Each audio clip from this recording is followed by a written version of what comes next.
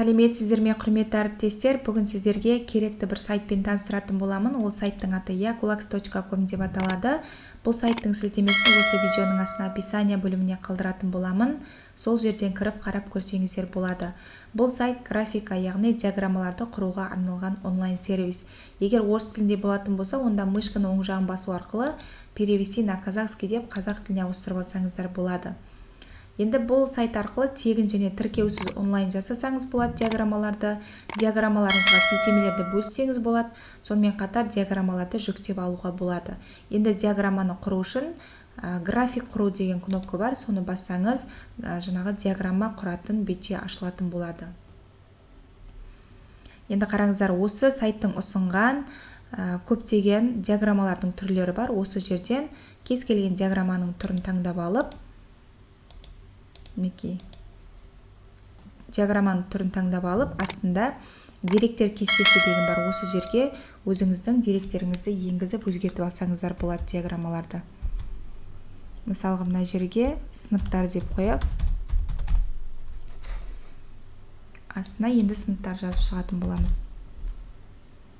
Егер сіздерде дайын тұратын болса, онда көшіріп алып келуге болады. 8-а. Егер тағы да осыдан көптеген сыныптар керек болатын болса, мына жерде жол деген бар, соны басу арқылы ары қарай қосып алсаңыздар болады. Енді мына жерде екіншісін сапа деп қояйық, сапа деп өзгертеміз. Енді осы жерге сапасын жазып шығамыз.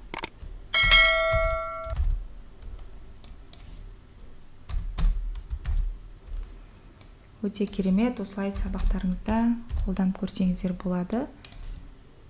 Тек осылай деректерді енгізу арқылы диаграмма жасап алсаңыздар болады. Сапасын жазып шықтық. Енді графикті жаңарту деген кнопка бар.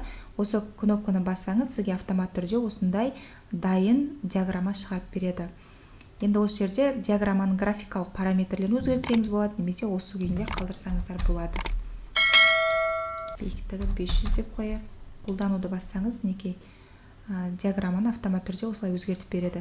Егер диаграмманың түрін өзгерткіңіз келсе, онда осы жерден жолақтар, аудандар деген түрлерін басып өзгертіп алуға болады. Енді осы жасаған диаграммамызды компьютерімізге сақтап алу үшін осы 4 форматта ұсынады. Мысалға, JPEG сурет форматында көшіріп алатын боламыз.